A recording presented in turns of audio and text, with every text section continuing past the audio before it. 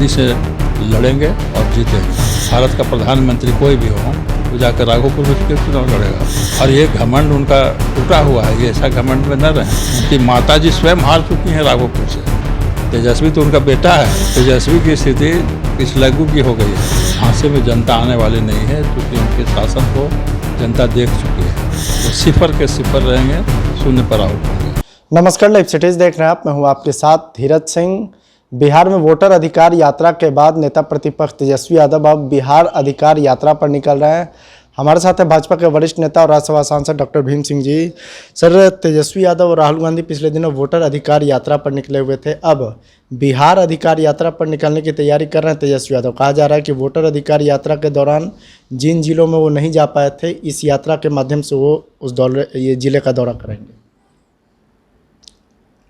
तेजस्वी यादव यात्रा पर जाएं, इसमें कोई बुराई की बात नहीं है। जाएं, राज्य सरकार ने सड़कें अच्छी बना दी हैं, कानून व्यवस्था अच्छा है, बिजली की व्यवस्था अच्छी है, तो यात्रा करें। हर तरह की सुविधा उनको मिलेगी। लेकिन यात्रा का कितना भी कसरत कर लें, उनके झांसे में जनता आने वाली नहीं है, क्योंकि उनके शासन को जनता देख चुकी है। उनके शासन में क्या क्या होता था लालू जी के और राबड़ी देवी जी के, तो ये जनता देख चुकी है। इसलिए उनके झांसे में आने वाले नहीं है। वो सिफर के सिफर रहेंगे, शून्य पर आउट होंगे।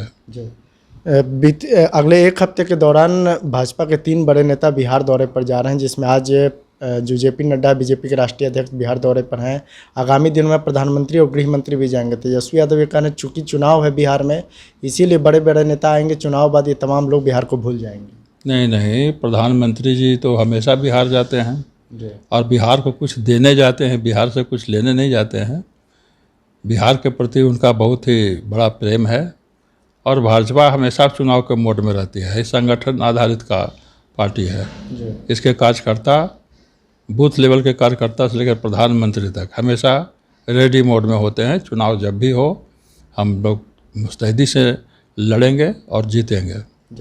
एक सवाल है सर, तेजस्वी यादव हैं नेता प्रतिपक्ष, वो प्रधानमंत्री को ही चुनौती दे रहे हैं कि अगर राघोपुर की इतनी चिंता है तो राघोपुर से ही चुनाव के लिए लड़ ले रहे हैं प्रधानमंत्री। तेजस्वी यादव का श्री नरेंद्र भाई मोदी जी प्रधानमंत्री जी को चुनौती देना वैसा ही है जैसे कोई टिटहरी होता है ना। टिटहरी एक पक्षी होता है जो रात को सोता है तो पैर ऐसे करके सोता है कि आसमान को हम ही रोके हुए हैं। इसको घमंड से दिया हुआ बयान समझिए या मूर्खता से दिया हुआ बयान समझिए। भारत का प्रधानमंत्री कोई भी हो वो जाकर राघोपुर में क्यों चुनाव लड़ेगा। और ये घमंड उनका टूटा हुआ है, ये ऐसा घमंड में न रहें। उनकी माताजी स्वयं हार चुकी हैं राघोपुर से। तेजस्वी तो उनका बेटा है, उनकी माता ही हार चुकी है 2010 में, और वो भी एनडीए उम्मीदवार से ही। सतीश कुमार यादव को भूल गए हैं क्या, जिनसे चारों खाने चित हो गई हैं राबड़ी देवी। राघोपुर में राबड़ी देवी जी की हार हो चुकी है, इसलिए तेजस्वी ऐसे गुमालते में न रहें। फिर सतीश कुमार से वो हारेगा। महागठबंधन इन दिनों लगातार एक्टिव है, लगातार बैठकों का दौर जारी है। दिल्ली हो, पटना हो, तमाम तैयारी है। लेकिन तेजस्वी यादव को अभी तक वो लोग सीएम फेस मानने के लिए तैयार नहीं है महागठबंधन में। ये तो अपमानजनक है ना।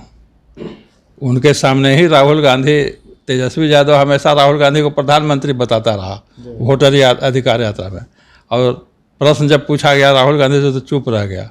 तो ये तो उसको अपमान किया जा रहा है। उसको कोई मानेगा क्यों? ये भी बच्चा है, कल के बच्चा को कोई मुख्यमंत्री मानने वाला है? अभी पहले वो अपने गठबंधन में ही आम सहमति नहीं है।